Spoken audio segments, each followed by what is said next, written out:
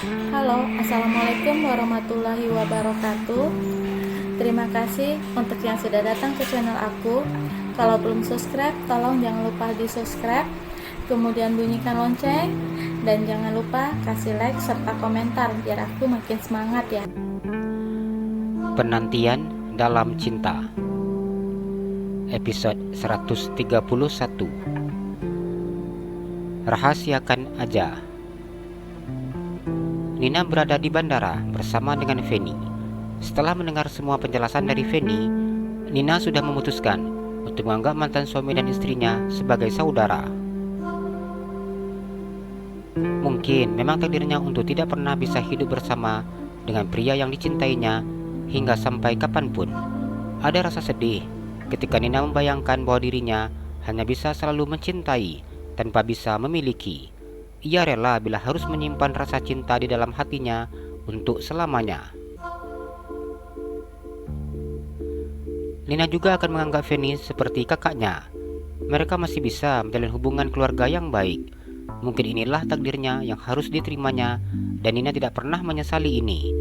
Sudah diberikan kesehatan, keselamatan, putra yang soleh dan berbakti kepada dirinya saja sudah menjadi rahmat dan nikmat untuknya. Mbak pulang ya, Feni tersenyum. Nina menganggukkan kepalanya. Feni memeluk Nina cukup lama. Ia kemudian melepaskan pelukannya dan tersenyum. Terima kasih Nina, mau memaafkan Mbak. Sekarang Mbak sudah bisa pergi dengan tenang. Feni tersenyum. Mbak gak salah apa-apa. Gak ada yang perlu Nina maafkan, jawabnya. Jaga diri Nina baik-baik ya. Jaga Randi. Mbak begitu sangat bahagia dan senang bisa berjumpa dengan Nina. Gimana caranya Mbak bisa menemukan Nina? Nina begitu sangat penasaran ketika Feni bisa mengetahui keberadaannya. Setelah mendengar cerita Mas Johan, Mbak teringat Randi. Usia anaknya sama dengan usia Randi yang 29 tahun. Nama ujungnya juga sama dengan nama Mas Johan. Mbak mencari data Randi di perusahaan Julian. Ternyata benar, nama ibunya Nina Lestari dan nama ayahnya Johan Satria H. H itu singkatan dari hartawan. Feni tersenyum. Nina memandang kagum Feni. Mbak cerdas sekali, pujinya. Feni tertawa. Yang jauh belum tentu jauh, yang dekat belum tentu dekat. Mas Johan beranggapan putranya begitu sangat jauh, padahal dia ada di dekatnya, hanya saja tidak menyadarinya. Entah mengapa, Mbak menjadi orang pertama yang begitu sangat bahagia ketika mengetahui bahwa Randi anak Mas Johan. Setelah tahu, Mbak mulai mencari tahu keberadaan Nina. Pada akhirnya, Mbak mendapatkan informasi keberadaan Nina dan restoran yang Nina punya dari detektif sewaan Mbak. Feni tersenyum memerek kecerdasannya yang dimilikinya. Nina memajukan bibirnya. Katanya cari anaknya, tapi anak di depan mata nggak sadar. Nina mencibir. Feni tersenyum dan menggelengkan kepalanya. Nanti, coba saja Nina tanya sama orangnya langsung. Mbak juga tidak tahu kenapa dia tidak menyadari bahwa Randi itu anaknya. Padahal Randi wajahnya seperti Nina, apalagi matanya. Feni dengan sengaja memanas-manasi Nina. Nina semakin kesal ketika mendengar ucapan Feni yang 100% benar. Semua orang juga tahu kalau Randi itu punya wajah seperti Nina. Bila nanti jumpa dengan Mas Johan, marahin saja dia, ucap Feni dengan tersenyum. Ia kemudian berjalan meninggalkan Nina sambil melambaikan tangannya. Nina tersenyum dan melambaikan tangannya. Dirinya tidak menyangka akan berjumpa dengan istri dari mantan suaminya. Pertemuannya dengan Feni begitu sangat hangat. Di antara mereka terlihat tidak ada dendam sama sekali. Dan bahkan Feni dan Nina terlihat sangat akrab seperti layaknya kakak dan adik. Nina memandang tubuh langsing dan tinggi tersebut. Dia memang sangat cantik. Wajahnya juga seperti Amera. Nina memberikan penilaiannya. Melihat kelebihan yang dimiliki oleh Feni, Nina sadar akan kekurangan yang dimilikinya. Dirinya memang sangat jauh berbeda dengan Feni, dilihat dari segi apapun, dan Nina sangat memahami itu. Feni mengeluarkan ponsel dari dalam tasnya. Ia menghubungi nomor ponsel milik Johan. Dengan cepat sambungan telepon yang dilakukannya diterima oleh si pemilik nomor. "Halo, assalamualaikum," jawab Johan. "Waalaikumsalam." Feni tersenyum ketika mendengar suara suaminya. "Lagi di mana?" tanya Johan. "Lagi di bandara," jawab Feni. "Di bandara ngapain?" tanya Johan. "Mau pulang lah," jawab Feni. Johan mengerutkan keningnya saat mendengar jawaban istrinya. Pria itu masih tidak mengerti dengan ucapan istrinya. "Apa maksudnya pulang ke Surabaya?" tanya Johan. Feni tertawa. "Iya, ke Surabaya." "Kamu rajin sekali." Johan menggeleng-gelengkan kepalanya. Feni tertawa mendengar ucapan suaminya.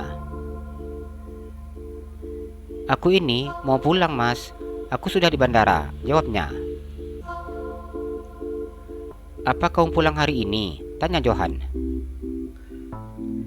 "Iya, acaranya ketemuannya sudah selesai, jadi aku mau langsung pulang." Feni seakan tidak sabar untuk secepatnya bisa kembali ke Surabaya. "Kenapa buru-buru pulangnya?" tanya Johan. "Apa Mas nggak kangen sama aku? Apa Mas mau aku pergi lama-lama?" tanya Feni. "Iya, masa sih ditinggalin sehari sudah kangen?" ucap Johan yang membuat Feni kesal. "Aku nggak jadi pulang kalau seperti itu," Feni mengancam.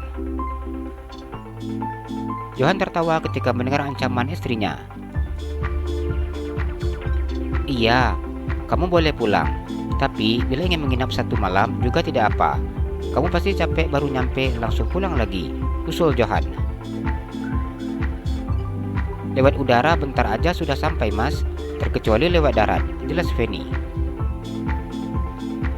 "Iya sih, kalau memang maunya seperti itu, ya nggak apa-apa. Mas lebih senang kalau kamu cepat pulang. Soalnya di rumah sendiri nggak enak." "Iya Mas, aku langsung pulang." "Nanti mau Mas jemput di bandara?" tanya Johan. "Enggak usah Mas, nanti aku dijemput supir aja." "Iya boleh. Kenapa foto Yuni sama teman-teman enggak diposting?" tanya Johan yang tidak melihat postingan istrinya di Instagram. "Lagi males Mas mau posting-posting. Sudah dulu ya Mas, aku mau nonaktifkan ponsel aku," pamit Feni. "Ya sudah, hati-hati ya. Assalamualaikum," ucap Johan. Feni memutuskan sambungan teleponnya. Feni menoleh ke belakang dan melihat Nina yang masih berdiri menatapnya. Feni tersenyum dan melambaikan tangannya sebelum dirinya masuk ke pintu menuju ke pesawat.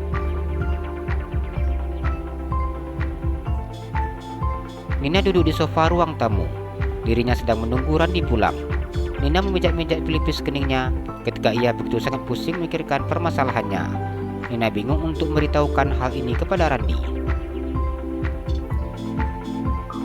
Bila Randi sudah mengetahui ayahnya, apa dia akan senang atau marah? Nina bertanya sendiri. Apakah Randi akan memaafkan ayahnya? Walau bagaimanapun, Nina tidak ingin hubungan putranya tidak baik dengan ayahnya. Setelah mendengar semuanya, Nina tidak bisa menyalahkan Johan. Dirinya hanya pasrah dengan takdirnya. "Sepertinya aku tidak usah memberitahu Randi tentang hal ini. Ayahnya juga belum datang menemuinya. Aku takut nanti dia marah dan kecewa bila tahu dari aku. Sedangkan ayahnya belum pernah menemui dia sama sekali. Jadi biarkan saja ayahnya yang memberitahukannya nanti. Cara seperti ini pasti lebih baik." Nina tersenyum setelah mendapatkan solusi. "Assalamualaikum," ucap Rani yang baru saja pulang dari kantor. "Waalaikumsalam," jawab Nina yang tersenyum memandang putranya. Kenapa Tante Feni langsung pulang, Bu? Randi bertanya ketika dirinya sudah selesai menyalami tangan ibunya. Nggak tahu, katanya masih ada urusan. Oh, jawab Randi. Nina tersenyum. Apa acara reuni sama teman-temannya sudah selesai? Tanya Randi. Ibu nggak tahu, dia titip salam sama Randi, jawab Nina. Iya, tadi sudah telepon aku sewaktu mau berangkat naik pesawat. Katanya dia pamit. Kemudian sampai di Surabaya juga telepon aku. Randi tersenyum. Tadi Tante Feni juga telepon ibu sesudah sampai di Surabaya, jawab Nina. Cerita apa aja sama Tante Feni? Randi bertanya dengan memandang ibunya. Mau tahu aja, rahasia dong, jawab Nina. Cie, akrab nih sepertinya, Randi tersenyum. Nina diam saat mendengar sindiran putranya.